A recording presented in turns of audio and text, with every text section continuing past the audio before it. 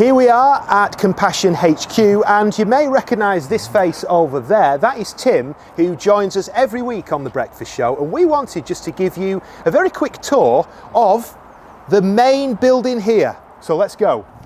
Welcome to Compassion. So this is Nick. Nick is a Director of Marketing here at Compassion, and you've worked here for a few years now, haven't you? Yeah, 8 years. So yeah, okay, enjoying it. Excellent. And this building's been here for roughly how long? Well, we took over in here, I think it was 2017 or 2018, I think it was. Whenever it was the same weekend that Harry and Meghan got married, because we were all in here while the wedding was happening, wiring up all the desks and doing the last touches. So whenever that was, that's when we moved in that following Monday. And you've worked here for a very long time, haven't you, Tim? Too long, about 13 years now, but fantastic. Yeah. So what was the old building like? So the old building was like a typical old council building, and it was just like no room to move, no room to grow. So it was good in many ways that, you know, we had to get out, and God's provided us with this fantastic facility. So you're going to enjoy it, having a look round. Where to first then? Okay, well, here's our reception area. And you can see, you'll notice as we go around that vision is all over the walls. You know, who we are, why we do what we do, who we are. And, you know, I think you're just going to really love this place. Come on up, this is what we call the atrium, and we have a lot of meetings here, like even this morning we've just done our kind of staff prayer time together, and we're able to interview Gareth. And so lots of different meetings happen here. It's a place where people can congregate. There's tables for lunch and all kinds of things. People can just break out and have a good time. So we'll come back to that in a minute, but let's go upstairs, why don't we? This wasn't originally here, was it? No. I was amazed that this was a big hole cut out of the floor from upstairs. Literally cut out, just to connect downstairs with upstairs. We didn't want people separate or working in their little departments and never seeing each other. We want lots of interaction amongst the teams. So it's amazing the amount of conversations that happens on the stairs as people are kind of passing each other. So brilliant. Come on up. So a few different teams are working in this area. So we usually have our IT team just in this part, and they just keep us all running and keep us online and everything else. And we can just wander around, it'd be okay, I think. And one thing that I was told when we first arrived is that nobody has their own set desk. They used to be called hot desking, is that right? Exactly. You can work it wherever you want to, really. People do obviously congregate together because they are part of a team, but it's nothing to stop them having meetings elsewhere or working elsewhere. So this is lots of people working from home today, actually. Sort of marketing area team. And tends to be our finance people over there. Again, a lot of remote working. So there you go. Our HR team are working over here and around. So yeah, lots of different things going on. People and are busy. How many people roughly work from this office? Oh my goodness, Nick, that's a question for you. How many people work from this office? On average day, 50 or 60 if it's a Tuesday, Wednesday, Thursday. Mondays and Fridays tend to be a bit quieter, maybe 20 or 30. So yeah, okay. I know if a number of volunteers who come in as well. That's true. Yeah. So. Then we're about 160 altogether, so we've got a lot of people working, you know, remotely anyway, but others that, you know, may just come into the office from time to time. So great facility. All our values on the walls and windows there. Introduce yourself. Tell us what you do. Yeah, my name is Theo. Nice to meet you. Pleased to meet you. I'm Gareth. I've actually started a new role in the last couple of weeks. Okay. And I'm working within the partnerships team, actually, sort of helping out with events. So actually, I saw your stand at Spring Harvest a few weeks ago, which was cool, and also working with our volunteering team as well. Volunteering are a really big part of what Compassion does. So yeah, just finding my feet in the new role. Right. How's it going? Going well, yes. Yeah, okay. Really exciting, yeah. So this big blue elephant that we saw, yes. You were partially responsible for that? No, I can't take any credit for that. That was my colleagues, actually. See, I always ask people who was responsible for that, and nobody's taken the blame yet. Okay. Well, it's such a great piece of... it is great. It was fantastic. It was, yeah, I thought it was great. So, but it wasn't me. I don't take any credit for it, fortunately. Thank you very much for your time. Nice to see you. Wonderful. Fantastic. Thanks, Tia. Thank you. Come on, meet Stacey. Stacey works in our resource management, looks after all the resources that we need for events and churches and different things. And well, you tell us, Stacey, tell us a bit more. Yeah, so any like marketing collateral or physical things, I make sure that it gets there and it gets ordered on time. Any big banners or any equipment we use at events as well, we have to make sure the van company picks it up at the right time and gets it there. So it's pretty much what we do. Big job, I imagine. Yes, yeah. So we have to make sure the elephant gets there. Yeah. We didn't create the elephant, but we have to make sure it gets there. It's rather heavy. It's very I can imagine. Yeah. And what's your background, Stacey? Tell us a bit about that. So I've been at Compassion for a year and a half. Before that, I trained for 5 years in performing arts. So that was kind of going to be a performer. That was the career path I was going down. And then COVID hit my last final year training. And ended up at Compassion. So it's amazing. It's Jazz hands. Yeah, bring the jazz hands. She's your next presenter for you. Yeah. Yeah, exactly. Yeah. Brilliant, Stacey. Thanks so nice much. to meet you. It's great. Here we've got a great team. This is our field experience team. These guys sort of look after our trips, our vision trips, our in-person trips out into countries. And we've got Alex, we've got Karen, we've got Megan. We'll talk to Megan in a minute about volunteers, but talk to us. Tell us what you do.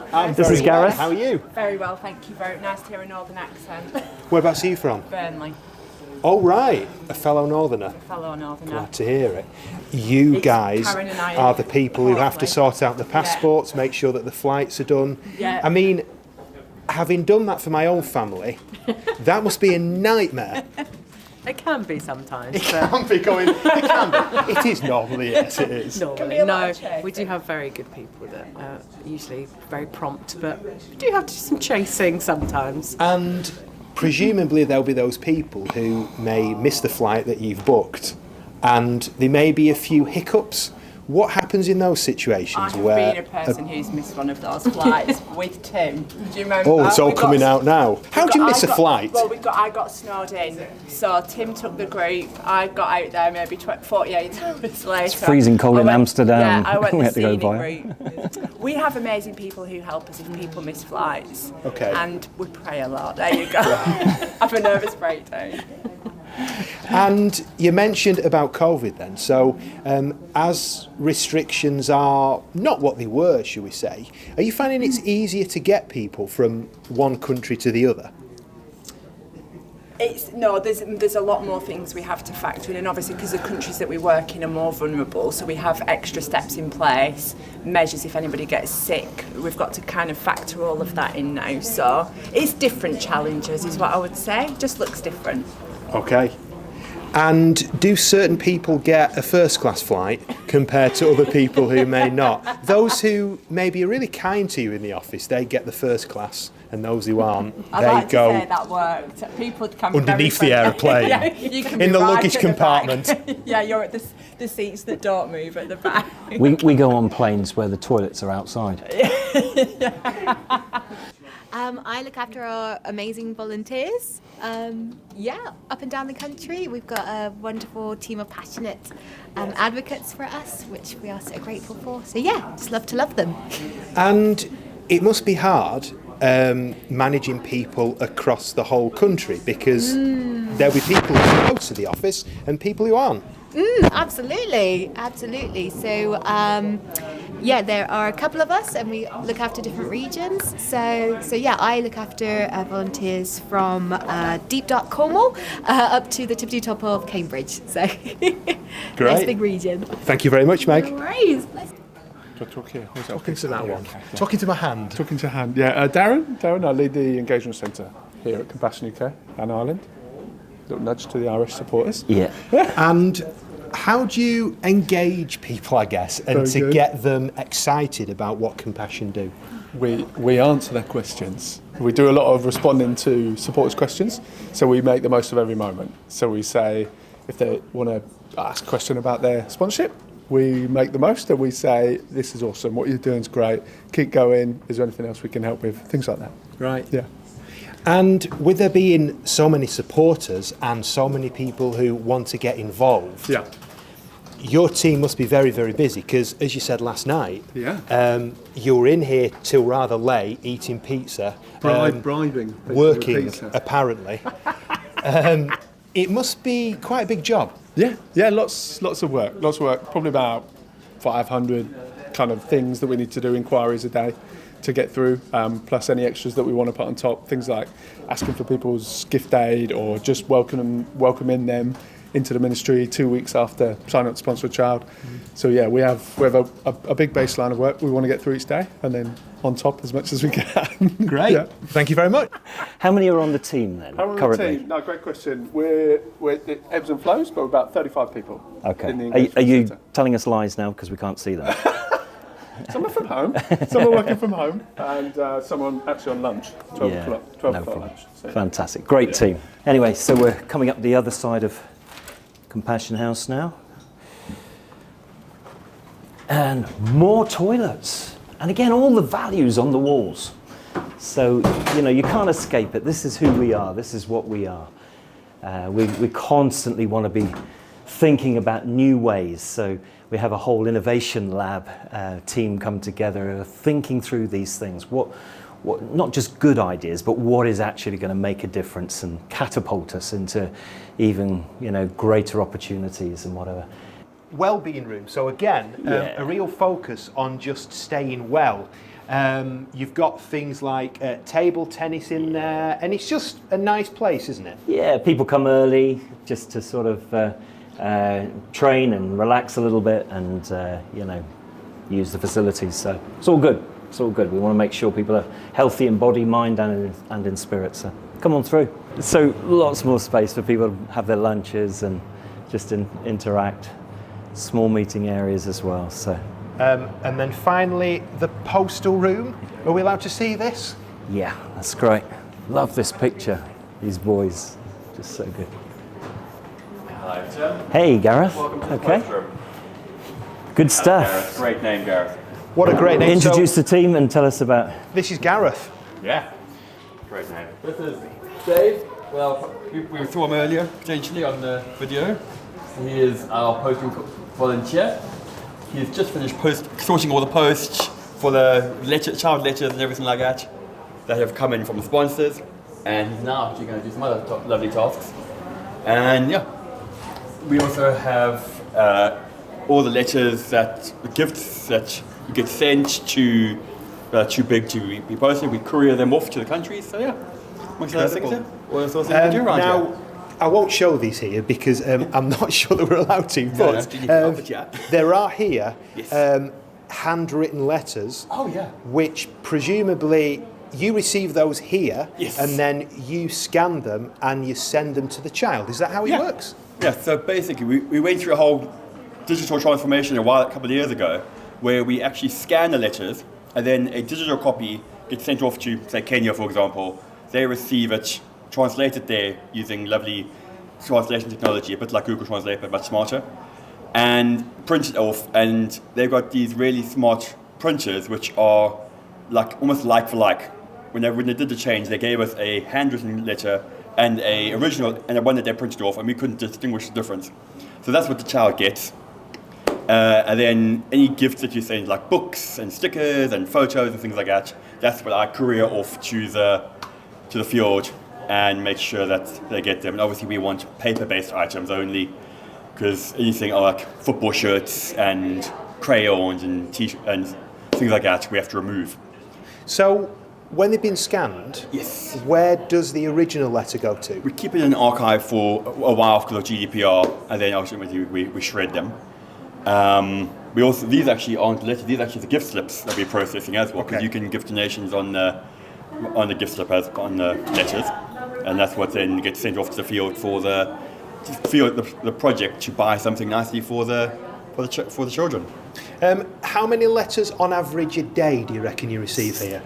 Probably about 100 to 150 a day. Yeah, and then over Christmas time it ramps up to about 300 or so. Wow. Yeah. So it is literally physically opening up all those letters, scanning them, and making sure that they go to the right people. There must be some mix-ups now and again. No, we got lovely. Most things are barcoded, right? And we have a very clever system that links back to the database. So we put in the child's reference, the sponsor's reference, and then it links back to our database. And if there's a problem, it will flag it up and won't let us proceed. So we make sure that all the letters get to the right people in the right way. That's amazing. So, who would check the content of the letters? Is that you and your team? It's more done in the field these days, because they also do cultural sensitivity checking as well. Because sometimes we might say something which we think is perfectly fine, but in Kenya or sometimes in the Bangladesh and Sri Lanka sort of countries might not be okay, and then sometimes they censor things. But most of the time, done in the field as a part of the translation process. Great. Thank you very much, Gareth, for your time. No problem. All right. If you are a Compassion sponsor and you haven't downloaded the Compassion UK app yet, then we really encourage you to do that, because it will link with your sponsored child, and letter writing is so much easier. Of course, you can always do the handwritten letter, and that's special, but the Compassion UK app is going to be really helpful just to write in just a few lines. You can find out more about the child, and it's a really great app. So Compassion UK. And I just love that wall there. You know, it just talks about who we are. Compassion. The Greek word is splagnizomai, and it just means, you know, that compassion that flows right from deep within. It's sharing with God in His passion for people, with passion, compassion.